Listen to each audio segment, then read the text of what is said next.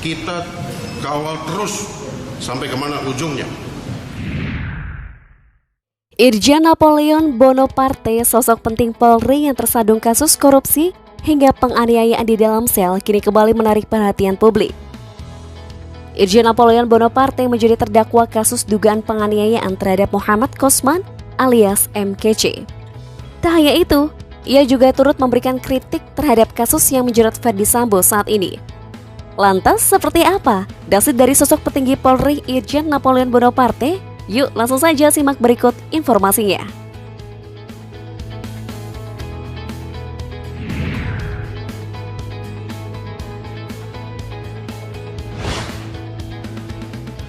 Irjen Napoleon Bonaparte yang kini kembali tersandung kasus juga ikut memberikan kritik terhadap kasus pembunuhan berencana yang dilakukan oleh Ferdy Sambo kepada Brigadir Yosua.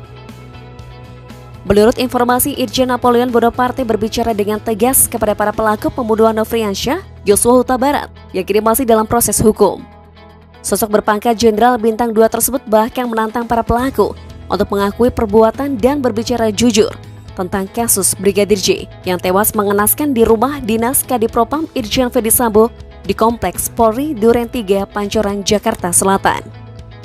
Irjen Napoleon Bonaparte juga mengapresiasi keluarga besar Brigadir Yosua serta para penyidik yang telah melakukan penyelidikan ulang sehingga dugaan-dugaan yang tak benar di awal bisa diperbaiki.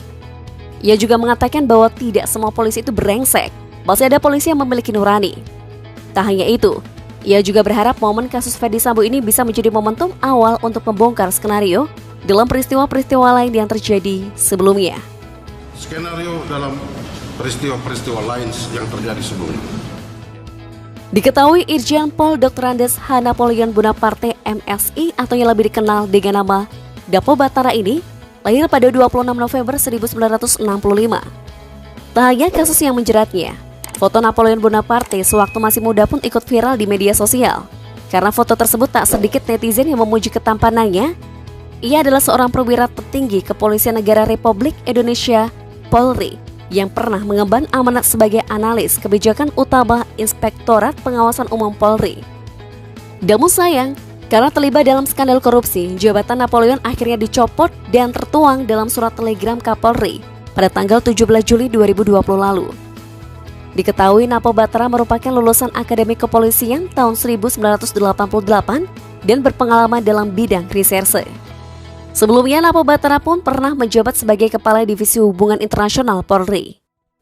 Seperti yang kita ketahui, Napoleon Bonaparte merupakan tahanan kasus suap dari seorang terpidana korupsi Joko Chandra, di mana Napoleon Bonaparte terlibat dalam skandal pelarian buron kasus Bank Bali, Joko Chandra yang bisa keluar masuk Indonesia. Sementara itu Joko Chandra telah menjadi buronan sejak tahun 2009 silam. Napoleon terbukti menerima suap sebanyak $350.000 Amerika atau sekitar 5,137 miliar rupiah dan $200.000 Singapura atau setara 2,1 miliar rupiah. Kasus ini pertama kali mencuat ketika masyarakat anti korupsi Indonesia menyatakan bahwa ada aparat yang terlibat dalam mengeluarkan surat jalan Joko Chandra. Keterlibatan Bonaparte dalam hilangnya nama Joko Chandra dari daftar Red Notice Interpol dibenarkan oleh Kepala Biro Penerangan Masyarakat Karopenmas, Divisi Humas Polri, Brigjen Awi Setiono, dan tindakan tersebut merupakan pelanggaran kode etik. Menurut informasi, Bonaparte menerima uang senilai $200.000 Singapura pada 28 April 2020, kemudian $100.000 pada 29 April 2020, dan $150.000 pada 4 Mei 2020. Dan pada tanggal yang sama yakni tanggal 4 Mei 2020, Bonaparte menginstruksikan kepada salah satu bawahannya, yakni Tommy Arya Duyanto, untuk membuat surat atas nama Divisi Hubungan Internasional dengan judul Pembaruan Data Pemberitahuan Interpol kepada Kementerian Hukum dan Hak Asasi Manusia. Keesokan harinya, dia membuat surat serupa ke Kementerian Hukum dan Hak Asasi Manusia. Kali ini menginformasikan kementerian bahwa data telah dihapus. Dan setelah mengirim surat kedua, Bonaparte kembali menerima uang. Karena kasusnya tersebut, Napoleon Bonaparte divonis 4 tahun penjara dengan denda senilai 100 juta rupiah dan subsidi 6 bulan kurungan oleh Pengadilan Tindakan Pidana Korupsi pada Pengadilan Negeri Jakarta Pusat tanggal 10 Maret 2021 lalu. Setelah beberapa bulan resmi menjadi tahanan, pada 18 September 2021, Bonaparte kembali membuat kontroversi. Ia diberitakan terlibat dan melakukan penganiayaan terhadap Muhammad Kece, seorang tersangka kasus penistaan agama yang sama-sama ditahan di rutan Bareskrim Polri dengan melumuti tinja ke wajah Muhammad Kece tersebut. Atas perbuatannya tersebut, Jenderal Bintang 2 polisi itu dijatuhkan hukuman 1 tahun penjara dengan pasal 170 ayat 2 ke 1 KUHP atau pasal 170 ayat 1 atau pasal 351 ayat 1 jungto pasal 55 ayat 1 KUHP dan pasal 351 ayat 1 atas kasus penganiayaan. Namun Napoleon membantah bahwa pasal yang cocok menjeratnya adalah pasal 352 KUHP tentang penganiayaan ringan. Sebab menurutnya, perbuatan melumuri kotoran tidak menyebabkan kerusakan fisik. Namun dikabarkan Napoleon bersama tahanan lainnya yaitu Dedi Wahyudi, Jafar Hamzah, Himawan Prasetyo, dan Harminiko alias Coki alias Pak RT disebut melakukan penganiayaan terhadap MKC di dalam salah satu sel rutan Bareskrim Polri pada 26 Agustus 2021 dini hari. Di atas perbuatannya itu MKC mengalami luka-luka. Ya, walaupun Napoleon dengan MKC sudah saling memaafkan, namun hukum harus tetap berjalan. Sebelum terjerat kasus korupsi dan penganiayaan, siapa sangka Irjen Napoleon Bonaparte adalah salah satu petinggi polisi yang memiliki segudang prestasi dan jabatan tinggi. Berikut ini adalah 10 riwayat jabatan Napoleon Bonaparte. 1.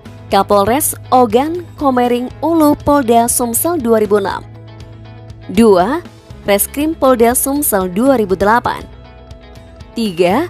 Direskrim Polda DIY 2009. 4. Kasumdit 3 Ditipidum Bareskrim Polri 2011. 5. Kabak Binlat Korwas PPNS Bareskrim Polri 2012. 6. Kabak Bindik Dit Akademik Akpol 2015.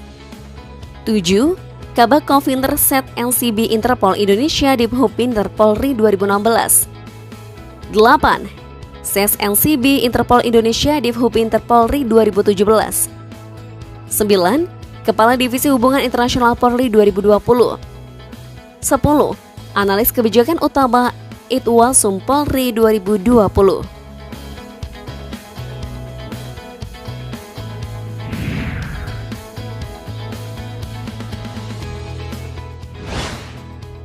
Terkadang hidup itu lucu. Polisi yang identik dengan memberikan keamanan malah ia yang berbuat onar. Tapi tenang, gak semua polisi juga kok gengs. Buktinya masih banyak kok polisi di luar sana yang mengemban amanahnya dengan baik dan menjunjung tinggi namanya sebagai polisi.